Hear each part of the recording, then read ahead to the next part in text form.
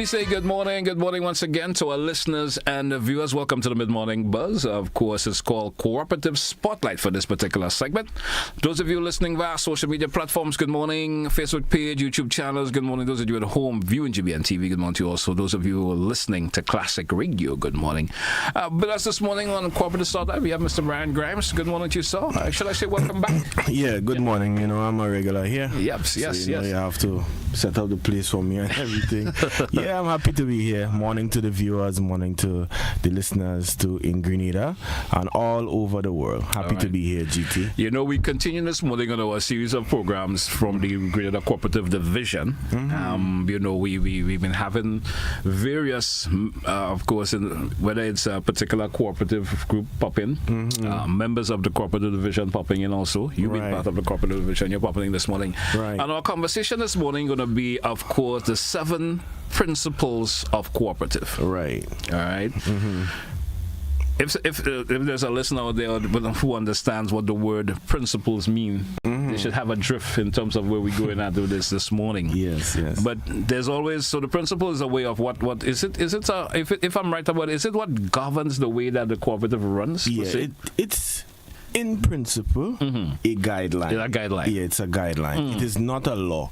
And before I came on, I thought to myself, I must make that distinction. It is not a law enshrined as an act of parliament or legislation, but they are very strong guidelines set out by the ICA. Okay, I like the way you put that, because you know, in every organization there are there are guidelines that you go by. You understand? And being a cooperative, there's guidelines that you have to follow also. You understand? And if you don't have these particular principles, there's always going to be that shortfall for some reason.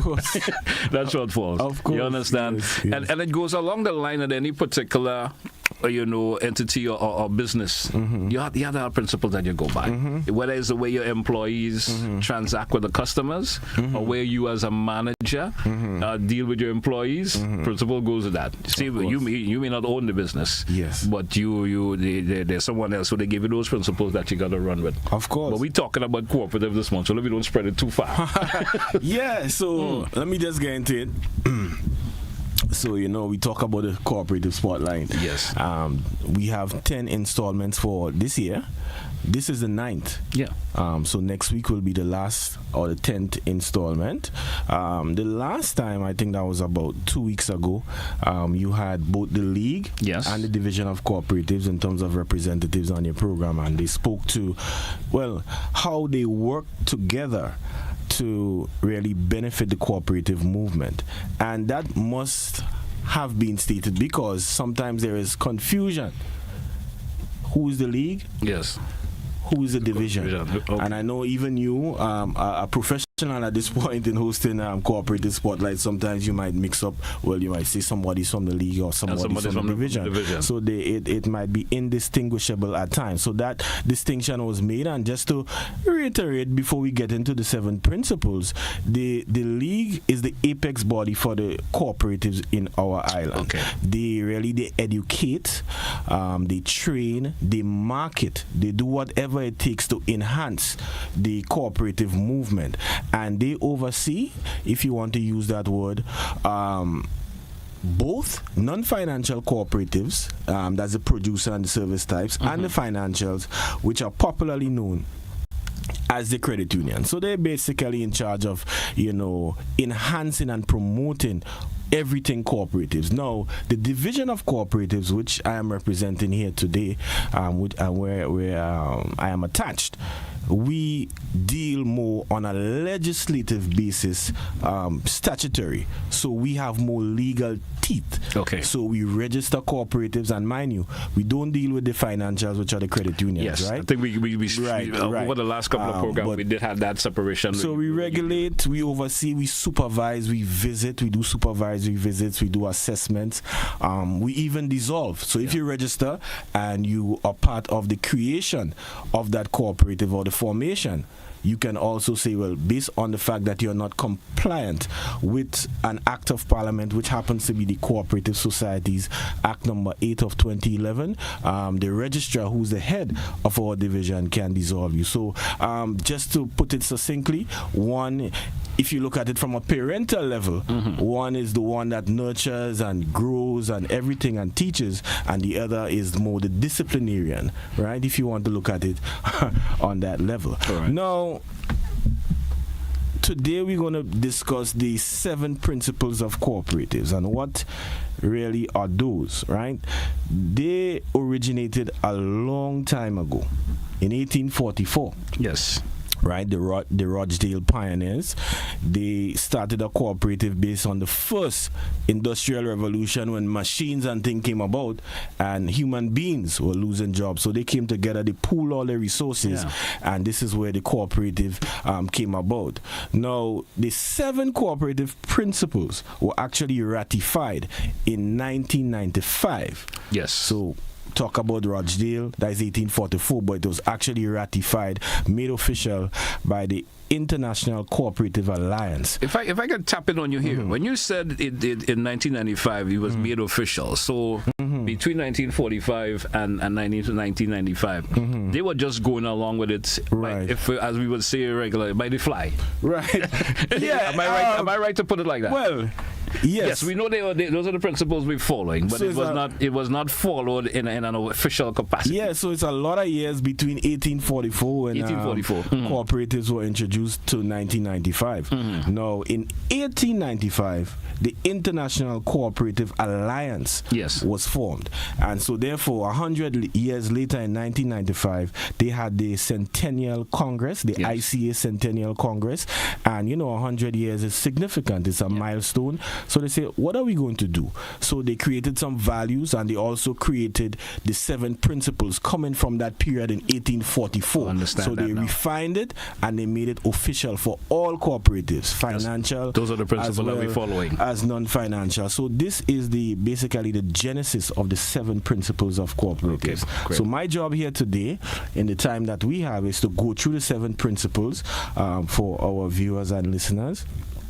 And you can take the opportunity to really ask any question so that the viewers and the listeners can get a better understanding of what the principles are. So the first principle, you have to be open and voluntary as a cooperative. What does that mean?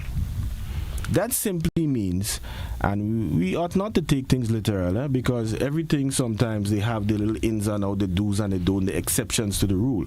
This principle is basically telling you, don't discriminate against your fellow man. Okay. So if you want to form a cooperative, we're not going to say, well, we don't want this one in there because that one is a Rasta, or that one is not is gay, or whatever it is, or that one has this particular political affiliation. But and that goes basically in terms of when the cooperative forms, the membership part of it. That's right, in terms of who can join, So if somebody can join, they can pay and do whatever it is, and they want to come in, you don't leave them out for that. Yes. But in reality, so we're trying to avoid discrimination, but in reality, when cooperatives are formed, you try to keep it on a certain level in terms of, character analysis, background, all these sort of things. You want the best people. Yes, as we would say. Yes, you want the best people. Generally, the principle was placed there to ensure that you discriminate as little as possible, to give everybody an opportunity to empower themselves. Okay. Now, the second principle, very, very important, it's democratically controlled. A cooperative is democratically controlled, and that is very important because with human beings and with groups, this is what a cooperative is about, huge groups. You will always have dynamic, forceful, overwhelming personalities. So that principle was placed there because we don't want, in the cooperative setting, which is democratic, for people to overpower and things of that nature. So, for example, in a meeting, it is a one man, one vote. So that way the democracy part. That's where the democracy comes in. So it doesn't matter, well, you went to university, I didn't go, or you have 100 shares and I have 10 or this sort of things, one man, one vote. One doesn't have power over the next when it comes to decision making. So in a nutshell, you're saying GT wants to be treasurer, right? And members have to vote for me, not because they know GT has an accounting degree and whatever, and Mr. Grimes is there wants to be treasurer also, but Mr. Grimes only went primary school. Yeah. So you think, well, better I give it to GT because of that, but it doesn't go across that board. It doesn't go that way. It doesn't mean that everybody should vote for me because of it. Am I right by saying in that particular? The thing is fundamental. The majority rules. So you have under elections. Those circumstances, I understand. You have elections. They choose the best person, right? You have voting. For example, you might want to set a borrowing limit. Yeah. How much can the cooperative borrow? Everybody has a say in that. So it's not just the board of directors or a few outspoken personalities within the cooperative. It comes down to one man, one vote. So if it comes down to you have 100 people, 51 say this way, and 49 say this way, we go with the 51. Even though the 49 may be louder or whatever it is, or so-called maybe more influential, you go with the majority. So it's democratically controlled. Very, very important component in cooperatives. It should not be overlooked. The third one, economic participation, right? That is important. So, for example, a cooperative is also a credit union, right? The financial ones, which we have spoken about before. You need shares to join. So you must put in your money. You can't just say, I want to be part of the credit union, or I want to be part of this agricultural cooperatives, which is the non-financial ones.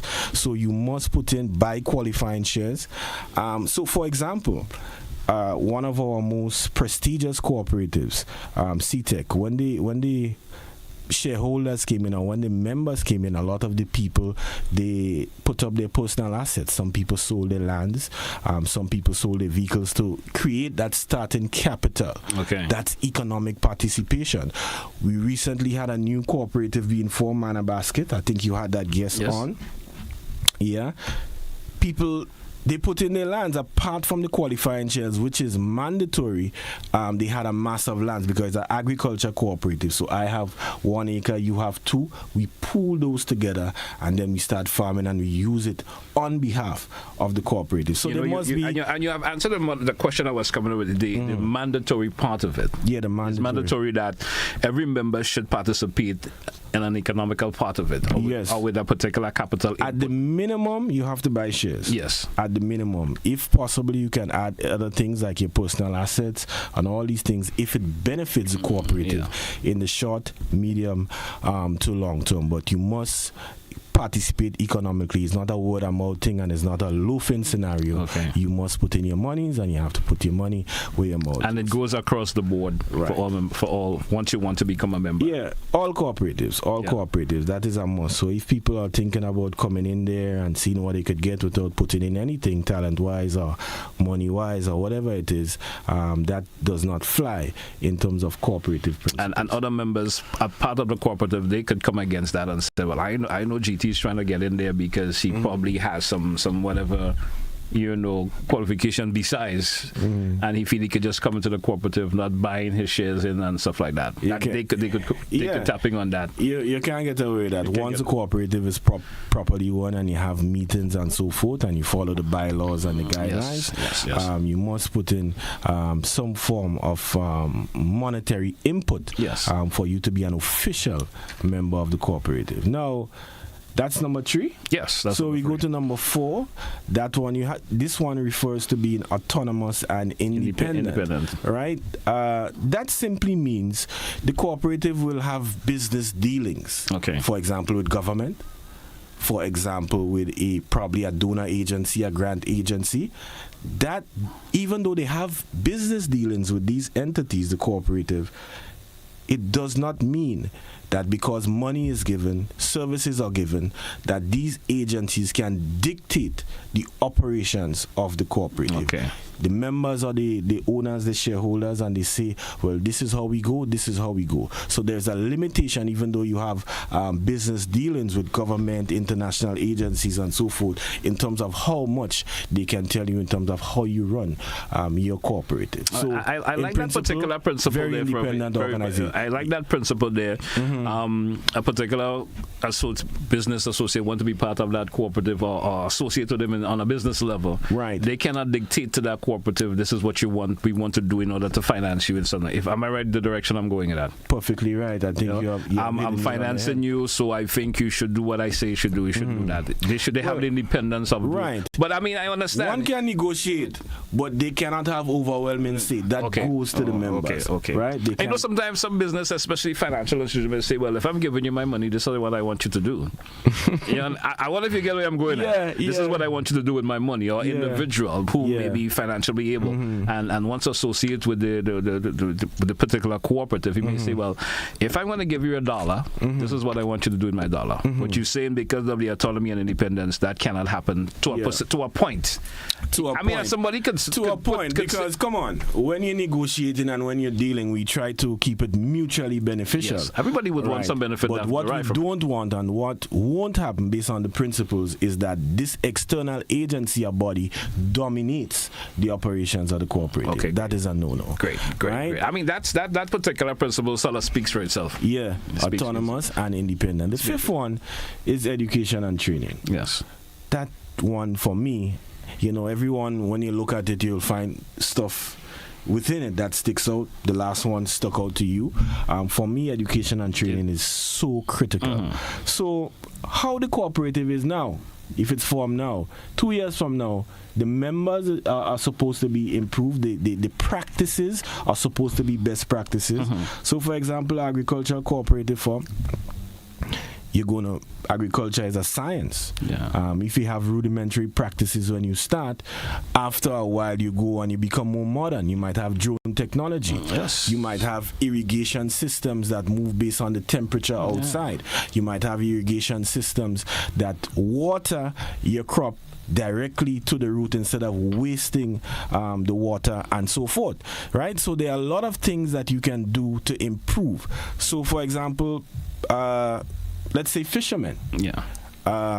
They may be good at fishing, as I stated before in one of my earlier presentations, but they may not be good at the business aspect like bookkeeping and so forth.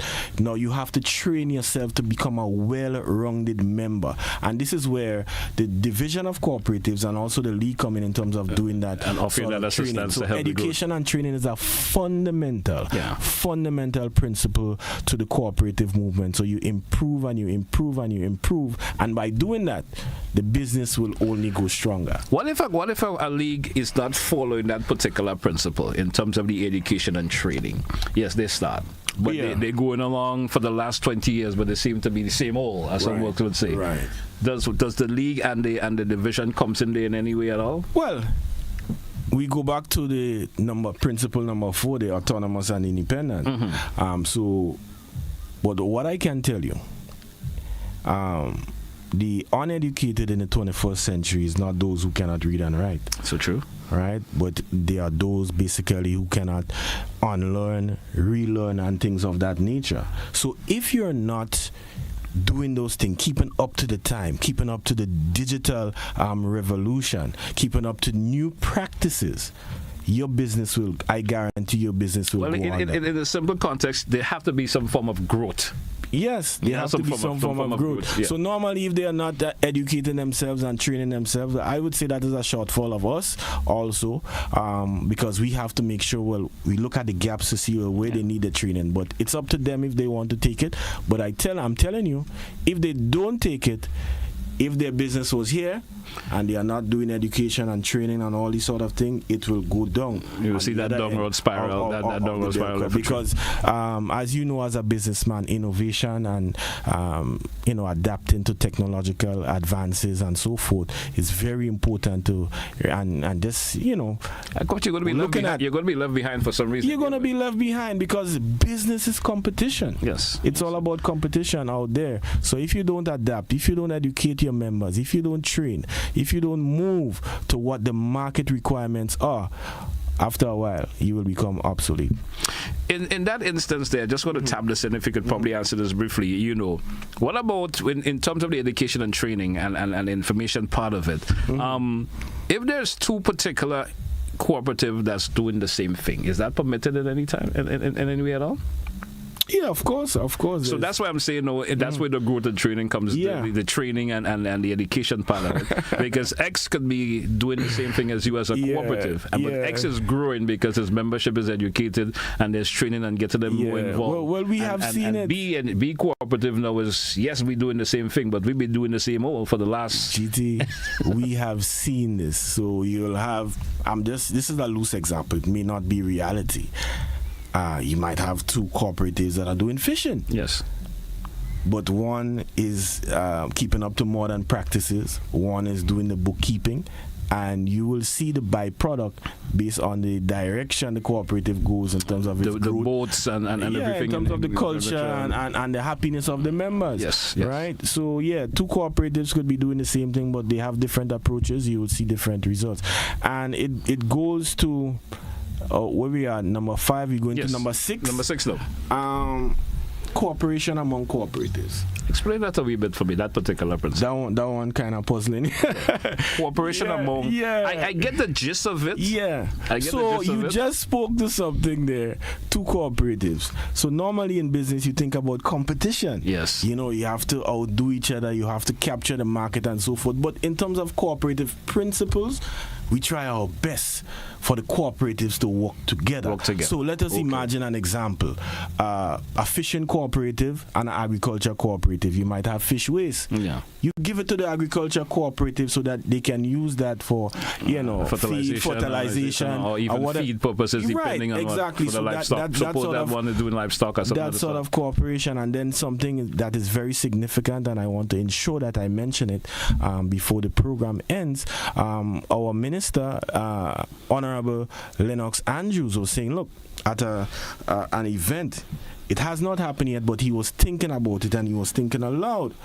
Now, GT, the financial cooperatives are the stronger cooperatives. Yes. Very liquid, very cashy, and the non-financials, while some are doing good, they can do a lot better. So how about the credit unions, which are the financial cooperatives? Why don't they have good rates? Have good rates for the non-financials. For that financial cooperatives. Give them concessionary rates so that they can get good loans and things. And those, basically, the financials and non-financials, they are part of the cooperative movement, but each one teach one. So if that becomes a reality, where the senior leadership within the cooperative movement and within the financial sector of the cooperative movement assist the other sector, I foresee that there will be tremendous growth within the non-financial sector. So let's see if that happens. I understand. I don't know. Another question that comes to mind: the financial and the non-financial one. Is it permitted where the financial one could adopt a non-financial one? As cooperatives themselves? Adopt. When I say adopt, a particular financial cooperative, they have the finance, they know of a non-financial cooperative. That's a good idea, right? And I'm saying, well, let us adopt that particular non-financial cooperative, maybe fishing, and pump some resources into them. GT, well, I'm going to bring that back. It's a novel idea, but these are the kind of ideas that will grow the movement, right? Adopt a cooperative. So the cooperative, it's on shaky legs. Sometimes it's on good legs. Yes. But you want to see that it has potential to grow even further. But just that the financial capital and stuff, and maybe the overall managerial part of the membership, right, in that way, is not at that strong footing. Yeah, and they want money, because that's where the financial cooperatives can help. The credit unions can help. They can pump capital, pump money into there, and there's no shortage of that, because we know, as I stated in an earlier program, that within the financial cooperative sector is basically they have assets over $1 billion, and they are very, very liquid, very, very cashy, and so forth. So that idea you have there, I think it can be refined and possibly adopted. Now, our final one. Our final one, number 7. That is concern for community. And as I stated before, all of these principles were officially adopted and, codified in 1995, but we are now in 2025, and concern for community is more relevant than ever, in my view, because everything it's about climate change, climate resilience, and things of that nature. Now look, when a cooperative comes into being, there must be that concern for community. So, for example, if you're fishing, there's a marine protected area. You're not going to go there as fishermen within the cooperative and destroy that. And destroy that. Yeah. So you have to be responsible, with the environment, right? What else?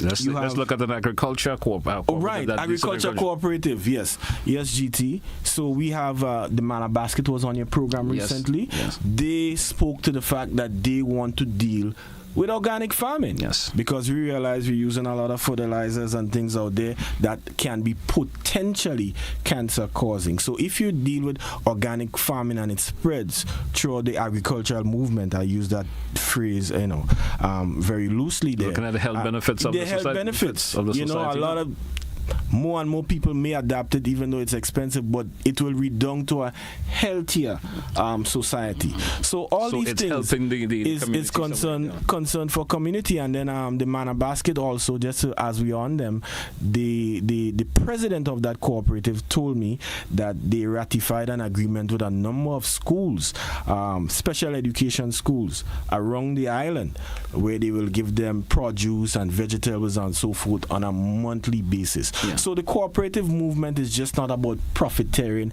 and making profit. It's about growing the community and growing the country. So that 7th principle is something that should be understood and adhered to. Concern for community.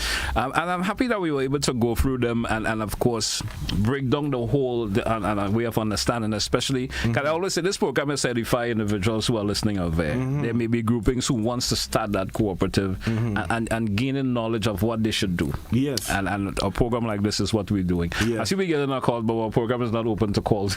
It's not open to calls and stuff. So I want to be able to accommodate. Maybe it could be one of those ideas you could do where we could have individuals call and ask questions related to cooperatives. You never know. It could be one of those ideas we throw out. I know there are a lot of listeners and viewers who may have concerns that they want answers to. And you probably be able to answer, or any other member of the cooperative league or the particular division that they could be able to answer. Right. Maybe you could put that as maybe one of the programs.